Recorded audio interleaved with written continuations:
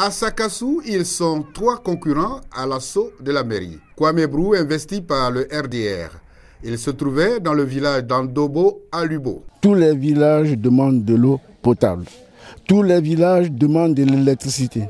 Tous les villages demandent la santé. Nous n'avons pas de radio. Il n'y a pas de banque. Le commerce est nul. Tout cela qui m'a poussé avec le concours de ceux qui sont avec moi à faire à ce que je sois le candidat pour revoir le développement de la ville de Sakassou et des villages de Sakassou. Dans ce périple à la conquête des électeurs, le maire sortant Kwadio Kwame Eugène, candidat du PDCI, lui était à Goliblenou. Nous avons entrepris de faire un travail pour notre population et nous sommes en chemin. J'ai estimé nécessaire de continuer le chemin avec mes parents. Nous avons beaucoup de priorités. Nous voulons, avec les parents, faire en sorte que Sakassou redevienne une grande commune digne de ce nom. Malgré le crépuscule, le candidat indépendant Kwame Brahima Germain poursuit son périple à la séduction des électeurs. Ma priorité, c'est m'occuper de la population et aller dans les besoins de la population. Je ne ferai rien au hasard sans consulter mon peuple.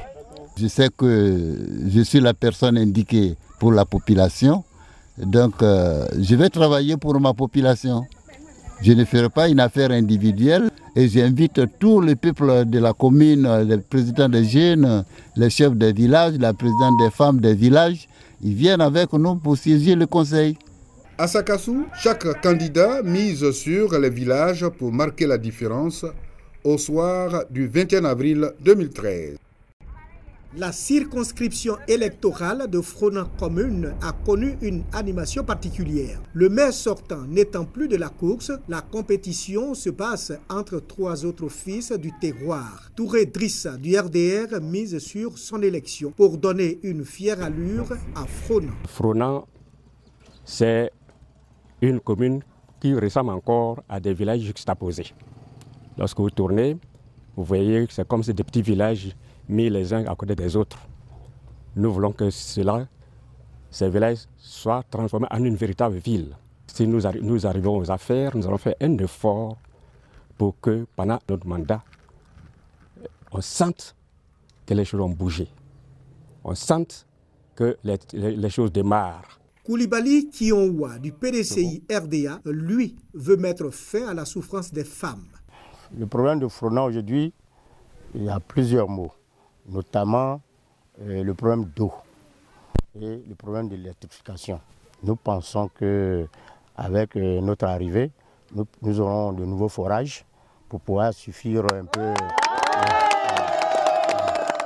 Nous allons mettre un accent particulier sur la scolarisation des jeunes filles. Si nous sommes élus, nous allons réhabiliter l'hôpital. Le candidat indépendant Koulibaly Salif Kazir veut apporter sa contribution au développement de Fronan. Nous sommes une commune où il y a beaucoup de cadres et malheureusement pas d'infrastructure. Notre objectif premier, ça sera d'attirer les bailleurs de fonds afin qu'ils puissent venir vraiment investir dans le domaine de la station, la pharmacie et la transformation de la noix de cajou. Une commune comme Fronan n'a pas de boulangerie. Que nous puissions faire une consultation et que nous allons à plus de 7 à 8 km demander le prix d'un médicament. Depuis 1985, nous sommes en commune. Ce n'est pas normal. Il faut créer tout ce qu'il faut, mettre tout à la disposition de la population. Le choix des populations se fera le 21 avril 2013. Il est à saluer la bonne atmosphère qui a régné à Fronan durant la campagne électorale qui s'achève ce vendredi à minuit.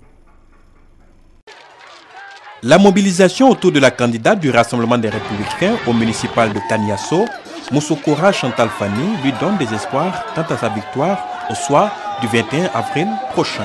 Pour cette diplomate de carrière, il faut des actions en lieu et place des promesses. Elle a d'ailleurs présenté son programme en 5 points prioritaires, à savoir l'éducation, la santé, l'emploi des jeunes, la promotion du genre, les infrastructures électriques, hydrauliques et la voirie. En 2018, il y a beaucoup, au moins 1000 cadres de torrents pour pouvoir développer le torrent.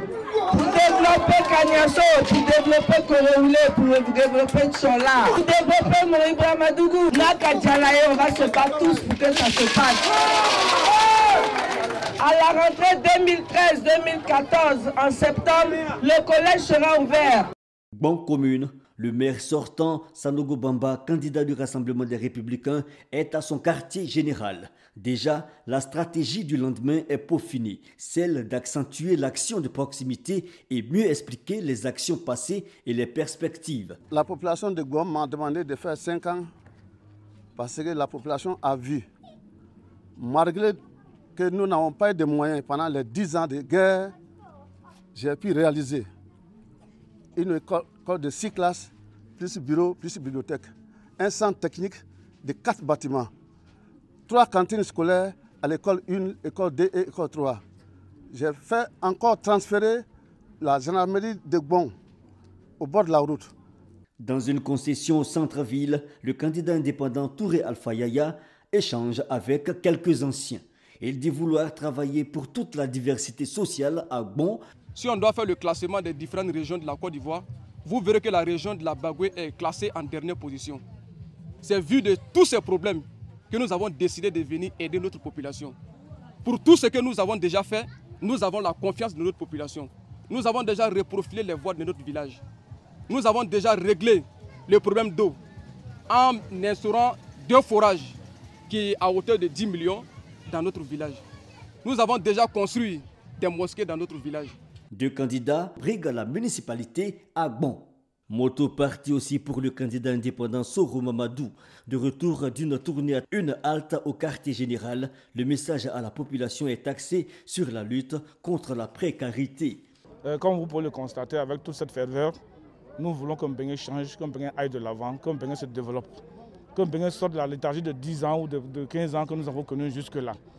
Nous voulons que les rues de Mbengé deviennent des rues dignes de notre ville, que l'éclairage devienne digne d'un éclairage d'une ville moderne, qu'il y ait de l'adduction d'eau potable pour tout le monde. Nous voulons qu'il y ait l'école pour tout le monde, nous voulons qu'il y ait la santé pour tout le monde, nous voulons qu'il y ait des projets sociaux pour tout le monde, pour les jeunes, pour les femmes. Mbengé attend donc dans l'effervescence le verdict du 21 avril prochain.